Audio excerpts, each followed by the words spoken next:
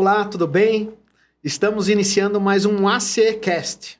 Esse podcast que é sempre voltado para o empreendedorismo, fala de tudo que é mais novo, né? Falar dos problemas que o empresário enfrentam. E aí a gente sempre traz convidados.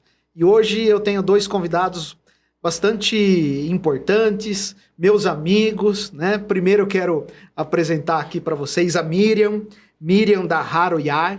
Isso, Haroyá. Né? Haroyá, que vende produtos orientais, né? Aqui na cidade de Jundiaí, que tem inclusive uma experiência internacional, ficou no Japão, né?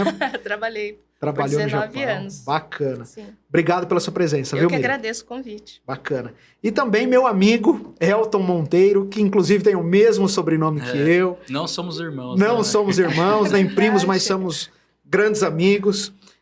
Que tem uma empresa de tecnologia, a Essência Digital. Ele que foi meu presidente na Associação Comercial de 2017 a 2019, que eu tenho bastante orgulho de dizer que é meu amigo. Obrigado pela presença, Elton. Eu que agradeço o convite, Mark. Bacana. Prazer estar aqui. Muito bom.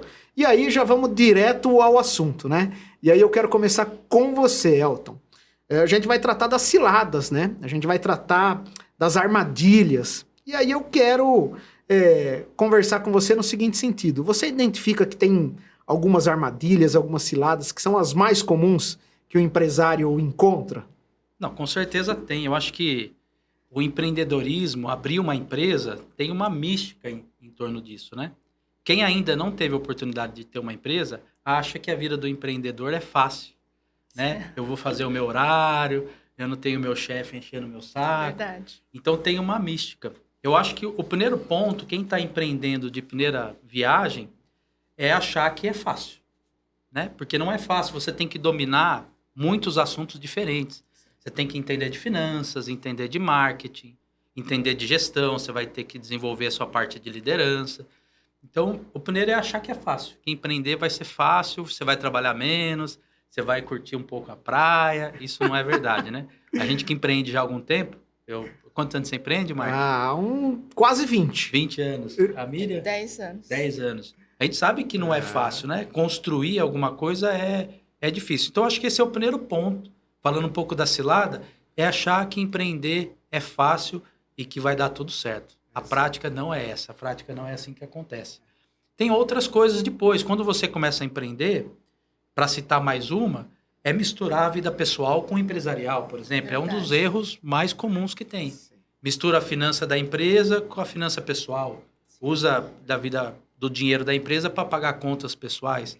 Isso que eu vejo muito, principalmente dos pequenos, é falhar nisso, né? Começa a ganhar um dinheiro, começa a ter um giro, coisa que não estava acostumado, e aí acaba gastando um dinheiro que é da empresa, que é para investimento, para pagar funcionário, comprar produto, ter estoque, girar, e aí acaba trocando o pé pelas mãos, e acaba se endividando muitas vezes. Então, só para citar duas aí, acho que essas são duas ciladas que a maioria acaba caindo, principalmente na primeira viagem. Na primeira viagem, ele vai começar, e quando a gente está falando de cilada, né, que se assemelha com a palavra armadilha, eu fico pensando na seguinte situação.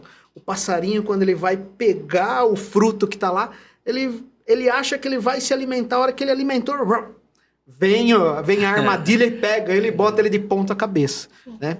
Então, a cilada, a armadilha tem disso, né? Num primeiro momento, parece que é algo bacana, mas você acaba fazendo e você vai ter problema. E você, Miriam, qual aí você entende que é uma das ciladas mais comuns do empreendedor, né? Você já passou por isso? Como que é? Olha, eu entrei no empreendedorismo meio de gaiato, né? Porque eu aceitei o convite da minha irmã de comprar uma loja, porque ela era médica, né? E ela já estava vendo a aposentadoria chegar e ela queria fazer alguma coisa diferente. Então, a gente entrou como sócias e com um sobrinho meu. Então, eu não sabia nada, eu só sabia trabalhar, né? E então, aquele nervosismo por não conhecer quando que o fornecedor vem, quem é o fornecedor, o que você vai comprar, qual é o preço que você vai aplicar. Eu comecei do zero, então eu ficava assim muito nervosa, né? E realmente eu cheguei a ficar até quase desmaiar na loja de tanto nervosismo à toa. Hoje a gente enfrenta com esses 10 anos de experiência, hoje a gente enfrenta coisas maiores, mas a gente tem uma experiência maior, né? Então, a gente já não tem tanto medo. E aí o empreendedor, ele precisa primeiro ter coragem. Sim. Ele precisa ter conhecimento, mas ele precisa ter coragem também, né? E se o seu empreendimento, por mais que você faça um estudo, etc., muitas vezes não dá certo, né? Por N questões. Mas isso você não vai saber se você não tentar. Então, eu acho que vale a pena você tentar. Bacana, E aí, né? conforme a sua caminhada, você vai descobrindo aquilo que vai dar certo, né? E aquilo que não deu muito certo. Ou seja, né, como você disse, né, estar preparado é um dos pontos fundamentais para você conhecer o seu negócio e fazer Sim. com que ele prospere. Lógico, né? Se preparar com estudo, Sim. estar próximo de boas pessoas que têm Sim, experiência. sim. Porque a experiência é um negócio que a gente vai pegar com o passar do Sim. tempo, né, Elton? Não é isso? Com certeza. Eu acho que a Miriam trouxe um ponto importante, que a grande maioria dos empreendedores, quem abre uma empresa, é por oportunidade. Não é porque ele se prepara... Desculpa, oportunidade não, é por necessidade. Necessidade. Sim, Não é que ele viu uma oportunidade de um investimento que traria resultado, é porque surgiu uma necessidade, de repente saiu do emprego, de repente a única alternativa de crescimento que ele tem, porque não teve tanto estudo. Enfim, a grande maioria dos empreendedores brasileiros, a verdade é essa, acaba empreendendo por necessidade, porque precisa empreender. Sim. Então, e tem uma estatística do Sebrae que é interessante, o seguinte, quando o Sebrae analisa as empresas que fecharam, que não deram certo, a grande maioria é porque faltou gestão, faltou justamente o que o Marco falou, conhecimento. Só que quando vai para a ótica do empreendedor, a culpa é porque o mercado está ruim. Então, É o governo. É o governo, é porque aconteceu alguma coisa, financiamento. Sempre tem situações satélites que ele coloca a culpa. Mas a grande maioria da culpa é porque talvez o empreendedor não se preparou como deveria. Porque é difícil. Porque é bem complicado você dominar tudo. Mas um dos fatos, e você colocou muito bem, Mark, é ele se preparar e se preparar durante a jornada. Porque se preparar muito antes, você acaba não fazendo nada. Então, o empreendedor muitas vezes se joga, mas ao longo da jornada ele precisa desenvolvendo. Tenho certeza que quando você começou, assim como eu, a Miriam, a gente entendia muito pouco de vários assuntos que hoje a gente domina. Desde a parte financeira, de liderança e do próprio negócio. Então, acho que isso é bastante importante. E aí tem uma outra cilada que eu queria trazer, que eu acho que é interessante, e muitos caem nisso, que é justamente não assumir a responsabilidade. Porque quando você empreende, quando você é colaborador, eu já fui pouco tempo funcionário, mas assim, você trabalha, você tem suas atividades, mas a grande responsabilidade está no dono da empresa, no seu chefe, no seu líder. E quando você vai empreender, 100% do que der errado ou que der certo é responsabilidade sua. Sim. Acontecendo ou não acontecendo é você. É você. Se você quiser acordar tarde, você pode acordar tarde. Exatamente. Né? Só que se acordar cedo, as coisas acontecerão melhor. Então, assim, não culpe os outros. A situação é sua, né? Você está à frente do negócio e a responsabilidade é sua. É isso, Elton. É isso. E eu faço algumas mentorias, né? E às vezes vem a reclamação assim, o meu colaborador não faz, não entrega, ele me deixou na mão. Falo assim, olha, primeiro ponto, não reclame mais. Olhe para o que você pode fazer em relação a isso. Se ele ainda é seu contratado, é porque você acha que ele tem que estar lá ainda. Senão, a responsabilidade é sua. Quem tem que modificar, fazer a gestão, liderar o time, é você. Então, assuma a responsabilidade, porque muda completamente o cenário. Sim. Se você ficar empurrando, a culpa é agora foi eleito o Lula, então o país está ruim, ninguém mais gosta do Lula. Se fosse o Bolsonaro, teria gente colocando a culpa no Bolsonaro. Quem pode realmente resolver é quem está ali na frente. Sim. É só você pode resolver o seu problema. A gente colocou alguns pontos comuns que a gente encontra, né? Cilada, de armadilha. E um dos pontos que, quando a gente estuda, a gente percebe em campo, inclusive, que acontece muito, as empresas muitas vezes não entendem a questão financeira dela, né? Não sabe olhar um fluxo de caixa, não sabe olhar um DRE, um demonstrativo de resultado, e aí vai no banco e pega dinheiro, né? Dinheiro faz empréstimo, enfim, busca um financiamento junto ao banco. Miriam, você acha que esse é um problema que muitas vezes o empresário acaba tomando, né? Não que não possa fazer, mas assim, sem uma análise, você acha que é um problema? Foi exatamente isso que eu fiz. Há alguns anos atrás, né? E eu tinha uns 4 ou 5 anos de empresa. Na ocasião, a minha irmã já tinha saído da sociedade, cada uma seguiu o seu rumo. E eu achando que... Eu não sabia o que era boleto vencido, eu não sabia o que é conta negativa, o que era cheque especial até então, né? Só que eu não tinha ainda esse controle certinho de um DRE, de um fluxo de caixa.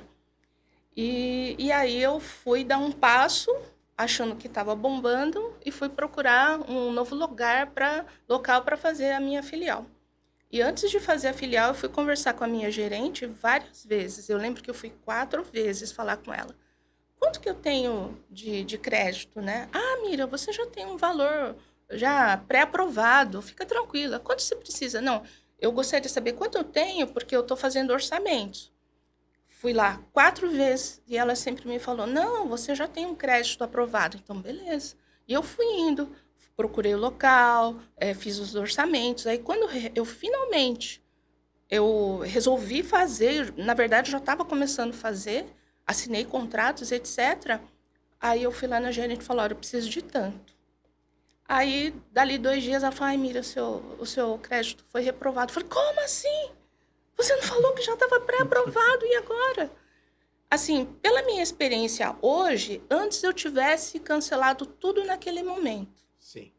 Mas eu aceitei outros empréstimos com juros na época de 3,5% a 4% por mês. Super alto. Né? E eu não tinha outra escolha, na minha cabeça eu não tinha outra escolha, e eu continuei. Aí eu fiz a reforma, na verdade eu construí uma nova loja, achando que ela ia ter a mesma potência que a matriz, né? E deu errado, entendeu? E aí depois de 13 meses, acabei fechando a filial. Tem toda uma história aí nesse tempo, né? De não conseguir dormir de noite, de ter que emprestar até dinheiro do meu pai na época, porque eu estava com 4 funcionárias, 2 na matriz e 2 na filial, e eu não tinha dinheiro para pagar o salário das funcionárias, né? E mesmo tendo dinheiro, né, Miriam, não era, na verdade, o dinheiro naquele momento, em cima do que você está falando, que era o que você precisava, né? Sim. Era mais um ajuste, talvez, interno, Sim. das demandas que você tinha, né? Sim. Dinheiro é bom, eu gosto, todo mundo gosta. Aliás, citando nosso amigo aqui, Pedro Braggio, que é escritor, Pedro. né? Sim, Grande Mas o Pedro. dinheiro, na verdade, nem sempre é o que vai resolver o seu Sim. problema no momento, né? Ele é super importante para todo e qualquer negócio. Aliás, muitas vezes a gente trabalha justamente para, no final das contas, ter esse valor para investir na empresa, para fazer uma vontade que a gente tem, mas dependendo, se a gente não fizer uma análise com mais profundidade, Sim. com mais conhecimento, não é aquilo que está impactando naquele momento o nosso negócio de crescer, prosperar. Você tem que saber usar, né? Você tem que saber o foco daquele dinheiro, né? Mas eu não, né? Como eu falei, eu não sabia o que era ficar sem dinheiro na época, né? Eu conseguia, com o faturamento, eu conseguia pagar todas as contas e tal. E aí eu fui, né? E dei com a cara na parede. Obviamente, muita gente veio falar comigo, né, Miriam? Não faça isso, né? Espera mais um pouco, ou, tipo, aluga o local primeiro, depois você... Sabe?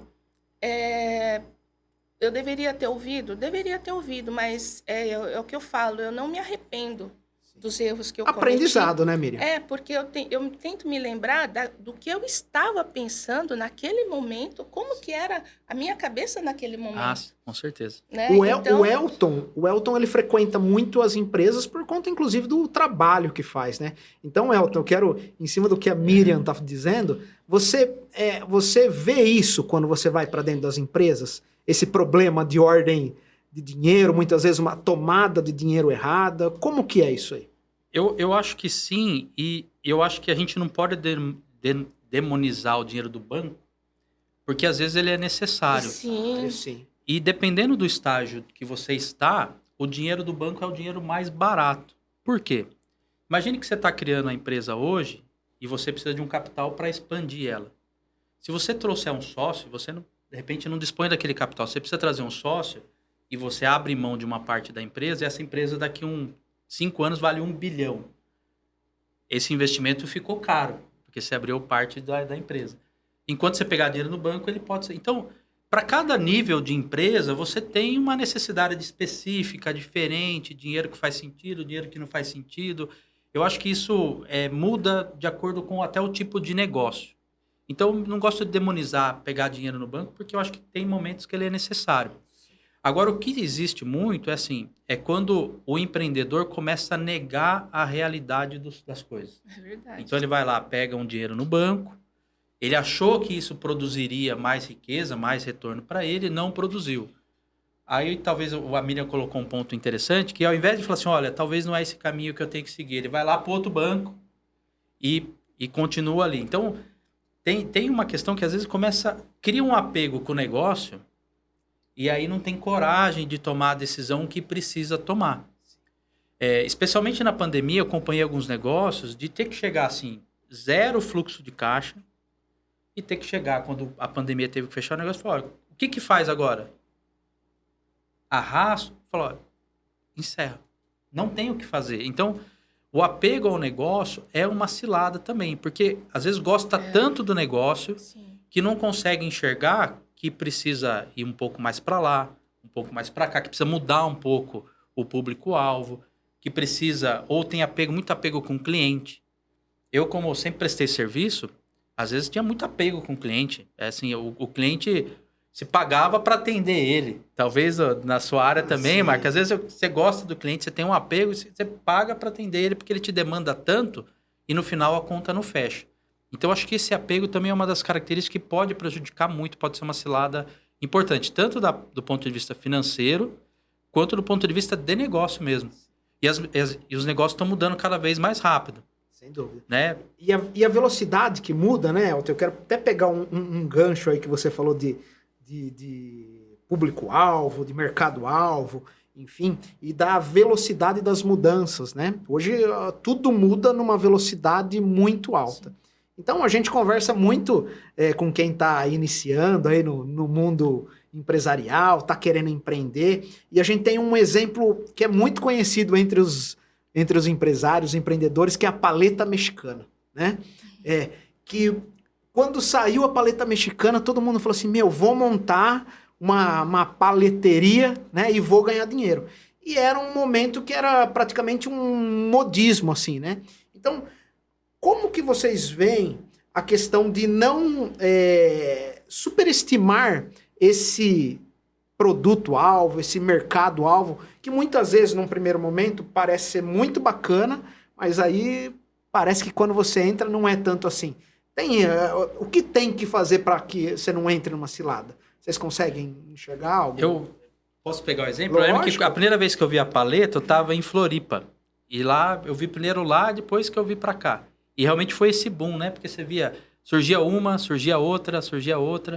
E todo mundo que entrou, acho que é o mesmo que aconteceu com o açaí, por exemplo. O açaí também é o mesmo caminho. Todo mundo que tinha sorveteria, começou a abrir um monte. Só que chega um momento que o mercado... Satura. Então, com a paleta, por exemplo, é isso. Então, quem ficou, no caso, com um produto só vendendo paleta, com certeza sofreu mais, né? E o negócio, puxando outro tema, ele tem muito questão de time, né? Porque tem negócios que eles funcionam num determinado tempo. Por exemplo, se o Uber tivesse surgido há 20 anos atrás, ele teria não funcionaria. Como teve gente que criou iFoods, né? Empresas como iFoods, há 15 anos atrás, e que faliram, porque o mercado não estava maduro ainda para receber aquele produto. Então, o mercado, os negócios são muito de time, de você acertar o tempo, não só o tipo de negócio, não só comprar bem produto, não só o financeiro, rentabilidade, mas também acertar o time. Que momento que isso funciona? Eu acho que a paleteria é um exemplo disso. Miriam, você, no seu mercado, né, você que trabalha com a culinária japonesa, como que você vê esse assunto do mercado-alvo. A culinária japonesa no nosso país, ela está muito em alta, né? Sim. Como que você vê esse assunto relacionado com cilada, enfim? É assim, por exemplo, né, com esses produtos que estão na moda, tipo a paleta, né? É muito fácil as pessoas, o empreendedor, entrar nesse negócio, porque ele parece parece que o retorno é muito fácil. É fácil entrar. O problema é você se manter. E aí eu fico questionando, e o meu negócio, né, produtos orientais? Por que restaurante de comida japonesa, só em Jundiaí, tem mais de 30? Eu não sabia disso, né? Recebi essa informação. Aí eu penso, por que não tem de produtos orientais? Tem mais alguns locais, mas por que não tem tanto? Os supermercados têm também. É porque já são produtos mais específicos. Eu acho que para você entrar, você tem que ter assim, um conhecimento um pouquinho maior do seu produto para você poder vender, né? Então, hoje eu tenho os meus concorrentes, que inclusive os supermercados são meus concorrentes, mas assim, eu não tenho muito medo da concorrência. Sempre nos cursos, aliás, eu fiz vários cursos aqui na Associação Comercial, né? Que falam que você sempre tem que olhar o seu concorrente para ver o que eles estão fazendo, tal, né? E eu não tive muito essa preocupação. Aí eu fiquei preocupada porque eu não estava preocupada com o meu concorrente, né? O concorrente nos ensina, né, Miriam? Sim. Mas assim, a gente tem algumas informações que são os próprios clientes que nos trazem, né? E assim, o nosso produto, a diferença nossa com o concorrente é atendimento. É a forma como você acolhe o seu cliente, né? Então, essa questão, você eu acho que não tem uma técnica, né? Você faz cursos assim de atendimento ao cliente, mas eu acho que isso é muito mais profundo, né? Então, eu acho que a gente tem essa diferença, né? Então, por isso que eu não me preocupo muito com concorrência. Eu recebo as informações, às vezes informações boas e informações negativas, e aí eu procuro não fazer as mesmas coisas. Se for informação negativa, eu procuro não fazer dentro do meu comércio, né? O que a Miriam falou é interessante, Miriam, porque você está num nicho bem específico, né? Sim. Eu acho que isso é uma tendência já há alguns anos de você sempre tentar focar no nicho, né? Mesmo como advogado, o advogado tem os nichos, né? Sim. O criminal, o civil, tem as áreas. E dentro das áreas, você pode ainda ser mais específico ainda, né? Isso ajuda bastante hoje em dia a atrair, a criar uma comunidade e trazer mais clientes. Sim. Então, por isso, talvez que essa percepção sua de não ter cliente é porque realmente não tem. Você cria ali à sua volta uma comunidade. Essa é uma tendência forte nos negócios hoje. De você focar ali num nicho onde você tem uma comunicação mais ampla, você consegue estar mais próximo desse nicho e consegue atender as coisas específicas daquele nicho. Eu acho uma outra coisa assim que eu percebi nesses anos é a mudança do seu cliente, né? Porque quando a gente começou, nós tínhamos muitos clientes descendentes de japoneses, né? E hoje, esses descendentes de japoneses, eles têm diminuído, né? Eu quero dizer, pessoas, não só os descendentes, mas pessoas que realmente nasceram no Japão e vieram aqui para o Brasil. Então, eu falo de chan, bachan, né, que a gente fala em japonês, vovó, vovô, pessoas de mais idade que vinham na nossa loja para procurar produtos específicos que só tem na nossa loja. Sim. Tá? Que são produtos que é utilizado na culinária oriental já há muito tempo. E hoje eu percebo que muitos deles já não vêm, obviamente porque faleceram. Infelizmente, com a pandemia, nós perdemos muitos clientes, independente da idade, né? E hoje mudou também, por quê? Porque a culinária oriental, para os ocidentais, hoje é uma febre. Né? Na verdade, a questão cultural, né? O brasileiro, ele aprendeu a gostar da comida oriental. E eu acho que é muito bacana o ponto de você estar enraizado nisso, né? Então aí eu acho que linka com o que o Elton falou, né? Você tem esse conhecimento da culinária de berço, da sua família, você é oriental, né? Então você é especialista. E eu acho que esse é um dos pontos que faz com que você sobressaia. Na verdade, eu só sabia comer, né? Ah. Porque agora, para fazer, eu tô aprendendo agora, né? Tá bom. Ó, eu quero dar sequência na questão das ciladas. E aí, esse é um assunto também que eu acho que muitas vezes a gente acaba passando por ele, que é a questão da contratação de funcionários, né, para formar nossa equipe. Você entende que tem algum momento ali que a gente acaba entrando numa cilada, numa armadilha na hora da contratação, Elton? Nossa, acho que total. Eu acho que até por uma questão de maturidade, porque durante a nossa formação, seja na escola primária e depois na faculdade, a gente não tem um treinamento para ser líder, para conseguir formar uma equipe. Então, a maioria dos profissionais chega no mercado ou começa a empreender sem qualquer formação, sem literatura, sem aprender na prática, nunca teve um bom líder para se espelhar. Então, essa é a realidade da maioria dos empreendedores. Foi assim comigo também. Aliás, comigo não. Como eu trabalhei na associação, e lá eu via as coisas acontecendo, a liderança, na época lá, faz bastante tempo já, né? Mas eu via as coisas acontecendo. Então, você acaba se inspirando e aprendendo com as outras pessoas. Mas contratar, eu acho que passa pelo primeiro ponto. Negligenciar um processo de contratação. Você vai lá, quem você tem aí para indicar? E você pega e simplesmente... É verdade. Se você... o amigo do amigo, funciona. O amigo, primo, parente. É muito difícil dar certo, né? Porque se você não tem uma clareza, assim, do que você precisa primeiro, né? Porque muitas vezes não sabe exatamente o perfil que você precisa.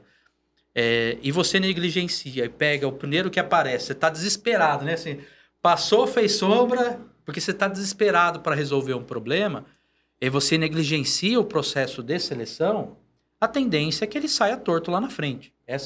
Então, parece até clichê, mas contratar certo é um dos princípios para você construir uma boa equipe. Isso, quando você negligencia isso, dá problema. Isso acaba acontecendo. Então, eu acho assim, e para o pequeno empreendedor, que às vezes, assim, diferente de uma grande empresa, eu convivo lá com projetos grandes, de grandes empresas, é completamente diferente o peso que tem um colaborador para a sua loja do que um peso que tem um colaborador de uma, sei lá, Casas Bahia, de uma empresa com milhares de funcionários. É completamente diferente, porque uma pessoa faz total diferença.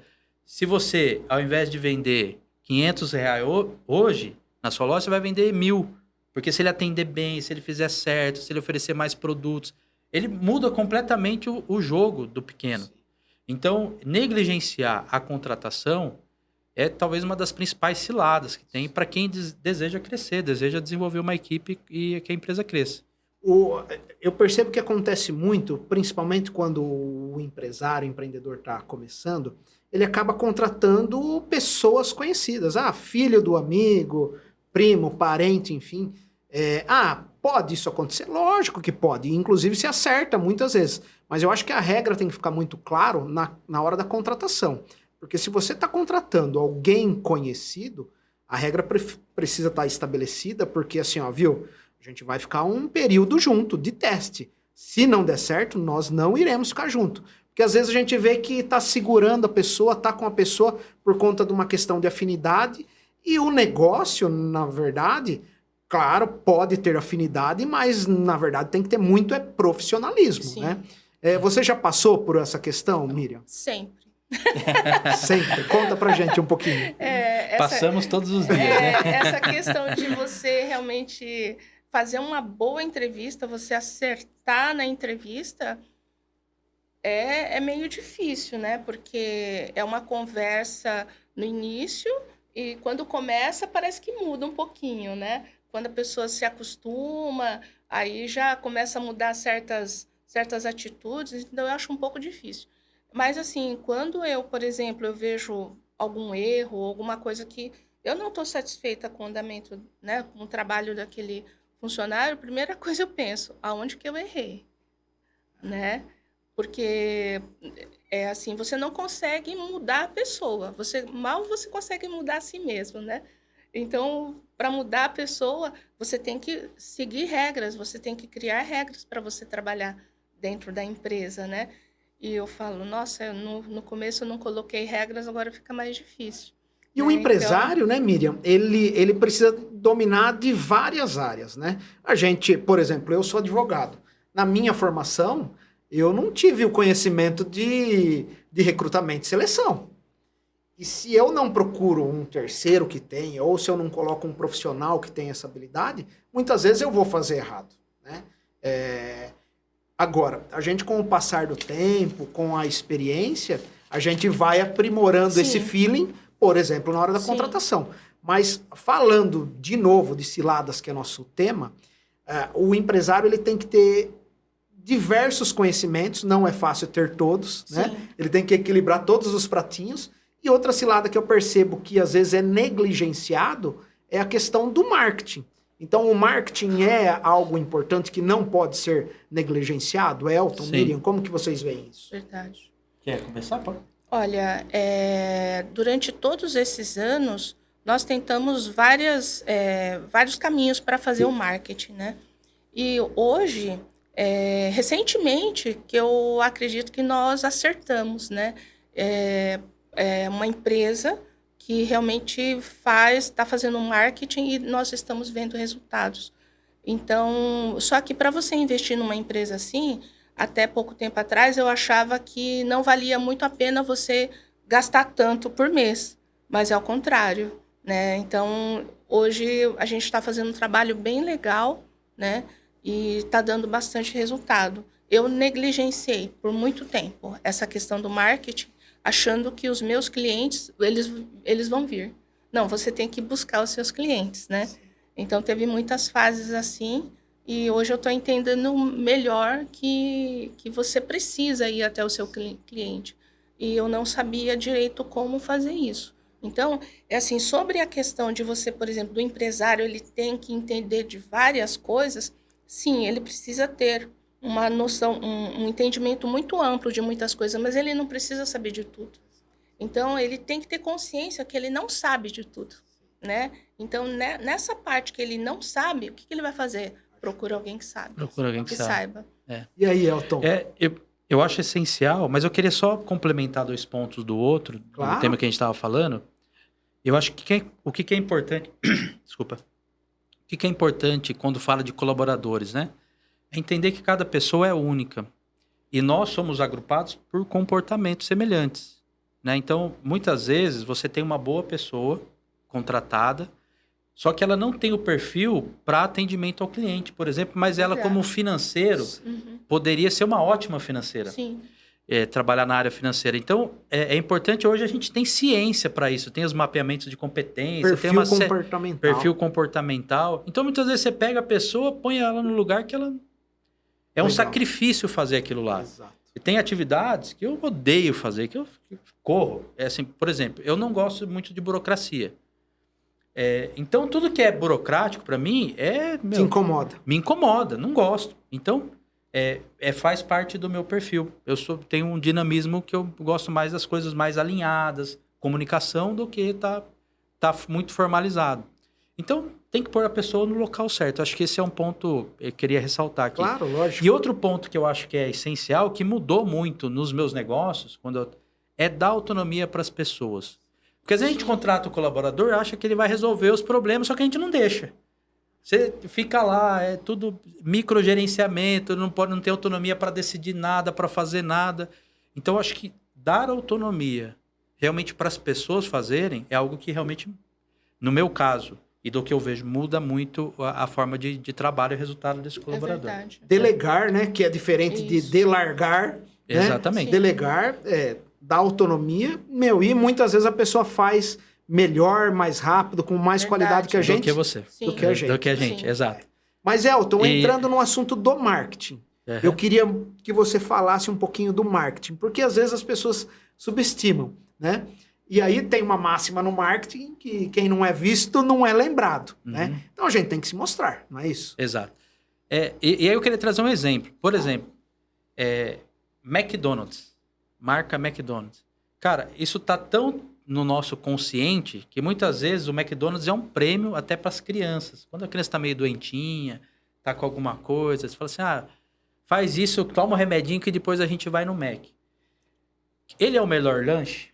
De longe não é o melhor lanche. Ele tem os melhores produtos de longe, não tem. Você vai lá, aquele refrigerante muitas vezes tá aguado, certo? E você toma aquele refrigerante aguado. Mas a estrutura e aquilo tá tão no nosso subconsciente, o poder daquela marca e daquela experiência, que muitas vezes você acaba optando por lado que comer um lanche que é melhor, que é tem mais qualidade e tudo mais.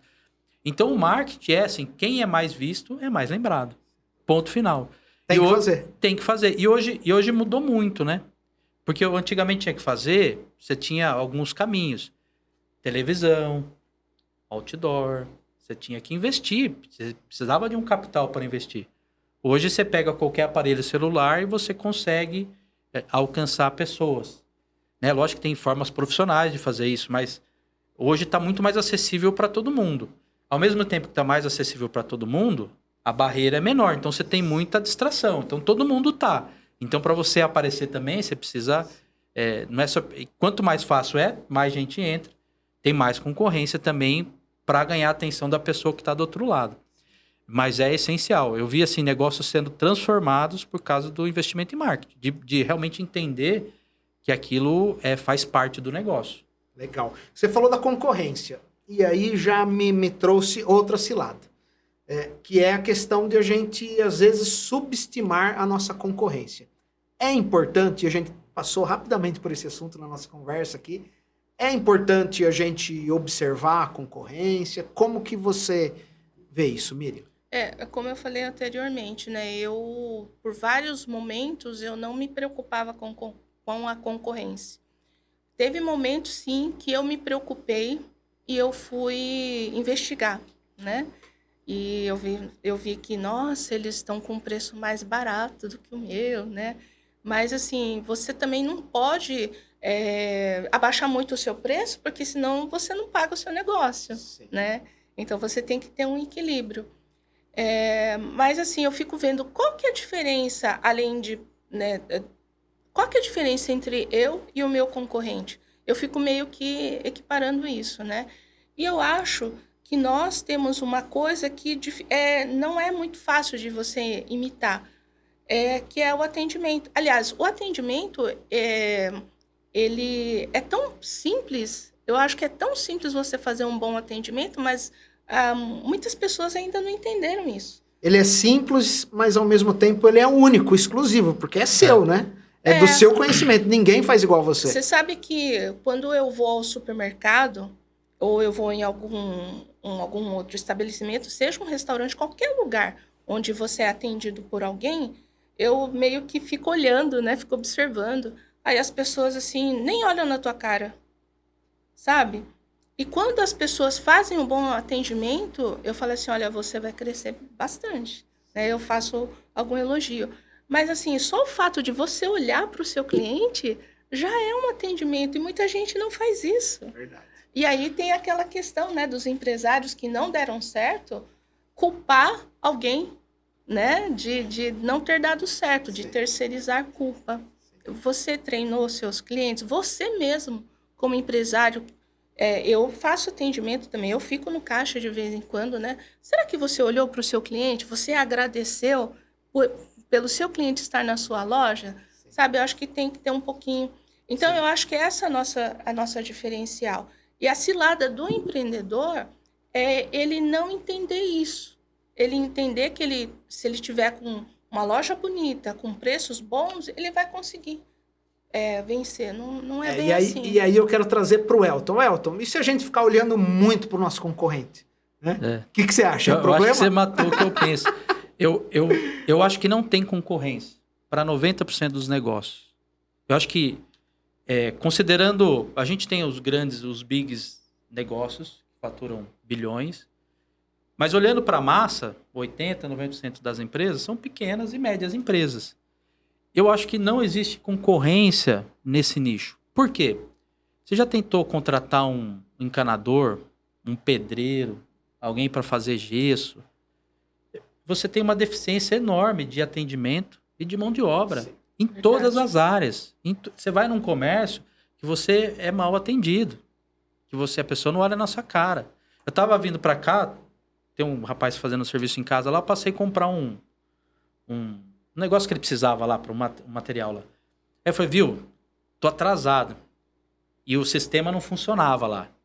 Fiquei lá 20 minutos, porque eu compro lá sempre. Ela pode falar, depois você faz o Pix, tá resolvido. Aí depois. Vai lá, depois você acerta. Sim. Eu falei, fala com o fulano que eu sempre compro com ele. Ela, não, o sistema tem que lançar para isso aí, um negócio de R$20. Então, quer dizer assim, a grande maioria dos negócios, dentro da realidade, não existe uma concorrência de fato.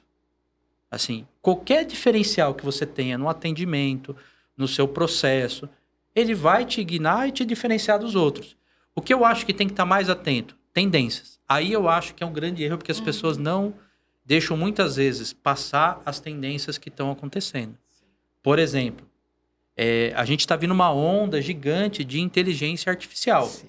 Que alguns negócios vão ser muito impactados pela inteligência artificial. Outros menos, outros mais. Mas todo mundo vai ser impactado. Então, não olhar para isso e trazer o que você pode trazer de proveito. E eu quero dar um exemplo. Por exemplo, na loja da Miriam, ela precisa fazer a divulgação de algum produto. Muitas vezes, acaba não fazendo. Não estou falando que é você só usando como exemplo. Sim. Porque a pessoa tem que escrever um texto para rede social, tem que fazer um descritivo do produto. Enquanto hoje, com a ajuda da inteligência, você fala assim, olha, faça um descritivo de 3 linhas do produto macarrão, papapá. Ele te dá um texto que você pode, lógico, aprimorar ele, mas ele te dá isso muito fácil. Pronto. A gente precisa, dentro dos outros negócios que eu tenho, gravar anúncio, fazer material, e o quanto isso trouxe de produtividade é enorme. Agora, se você não aproveita isso, daqui a pouco vem mais uma onda que vai ser a automação das coisas, que aí o ser humano que hoje está pilotando vai sair fora. Verdade. vai estar em outro... Dirigir carro não precisa mais, dirigir né? carro não precisa estacionar, não precisa. Então, assim, se não tiver antenado nas tendências... Vai ficar para trás. Vai ficar para trás. E hoje é diferente do que aconteceu até agora. Porque uma loja, vou dar o exemplo do varejo, que não veio para a internet, e quando eu falo internet não é nem com e-commerce, você tem um WhatsApp ativo que responde os clientes, Verdade. tem uma rede social que divulga os produtos. Sim. Muita gente negligenciou isso. Só que isso vem acontecendo há alguns anos. Sim. Né? Vem acontecendo há alguns anos. Só que o que vai acontecer agora é muito mais acelerado. A velocidade é gigantesca. É gigantesca. E se não se atualizar, vai ficar para trás. Vai ficar para trás. Ó, a conversa tá ótima. Eu queria ficar aqui o dia todo, porque a gente tem bastante assunto, né? Eu tô aprendendo bastante com vocês dois. Mas como eu vi que já passou bastante o tempo, eu quero pedir para que vocês dêem uma dica final, né? E como o assunto é armadilha, é cilada, para que esse empreendedor, esse empresário que nos acompanha não caia. Então, obrigado da presença de vocês e que vocês dêem uma dica final. Pode começar com a Miriam aí, Miriam. Olha, a gente está falando de ciladas, né? Mas uma dica que eu dou é assim, para todo empreendedor, ame o seu negócio. Ame aquilo que você se propõe a fazer.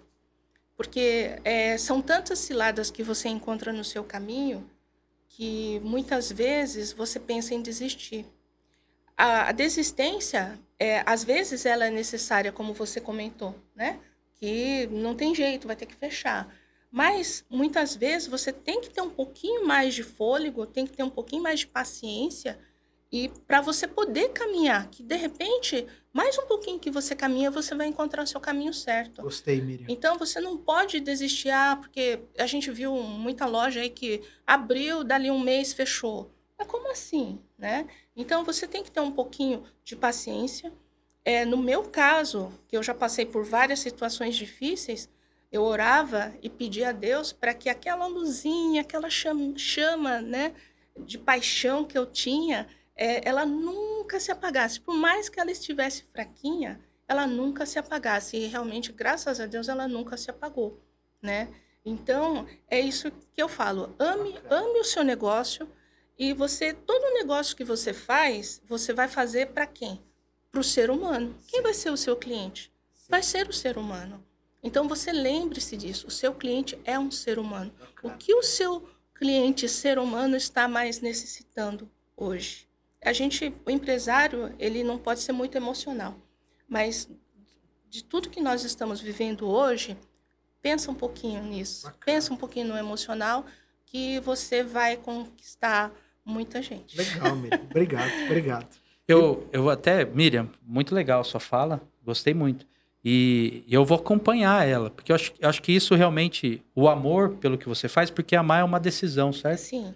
A paixão, ela é muito transpiração, mas o amor é uma decisão. E você fazer com amor, cuidar dos colaboradores, cuidar dos clientes, cuidar do seu negócio, do serviço que você entrega, do produto que você vende, realmente faz a diferença. Eu só complemento que muitas vezes as decisões difíceis têm que ser tomadas também com amor. Mesmo Verdade. tendo o amor, as decisões difíceis têm que ser tomadas. Verdade. Né? E isso acontece na nossa vida, na nossa vida pessoal. A gente tem que também, muitas vezes amando, tomar uma decisão difícil. Por exemplo, quando a gente repreende um filho, deixa de castigo, são decisões difíceis que têm que ser tomadas. E não negar a realidade, porque a realidade é o que é. Assim, às vezes a gente sofre tanto, mas a realidade é a realidade. Então, se o copo caiu no chão, não adianta sofrer, porque ele já caiu no chão, o chão já está molhado. É o que você faz com isso que vai dizer aonde você vai chegar. Então, só complementaria aí. Muito a bom. gente tem que lembrar que nós estamos lidando com seres humanos. E aí o ser humano hoje, diante de tudo que está acontecendo no universo, né? A gente está com depressão, a gente está com crise de ansiedade e tal. Então, isso é uma dificuldade não só minha, é de muita gente. Então, o que a gente pode fazer, né? Então, eu sou meio Coca-Cola, né? A gente está vendendo felicidade. Eu tenho que vender produtos, mas a gente está vendendo essa sensação de felicidade. Bacana, Miriam. Então, assim, a gente fala uma brincadeira, a gente para o cliente sorrir. E no momento que ele sorriu, quanta coisa boa ele vai guardar dentro dele, né? E ele vai fazer com que ele volte para sua loja, sabe? Então, isso daí é uma estratégia que, na verdade, não é uma coisa que foi pensada, é uma coisa que a gente quer mesmo, de coração, que a gente quer que as pessoas sintam isso. E dá certo. É isso aí. É energia que você transmite, né? Vamos vender energia boa, né? E você que nos acompanha, você percebeu que dentro do empreendedorismo, né, dentro do empresário, existe o amor, existe resiliência, né? Tem que ter coragem. É uma somatória de conhecimentos para que o negócio dê certo. Se você gostou, compartilha aí com seus amigos, dê um joinha, vai lá no Spotify, no YouTube, dê dicas, sugestões para que a gente possa trazer cada vez mais conteúdos como esse de qualidade. Meu muito obrigado.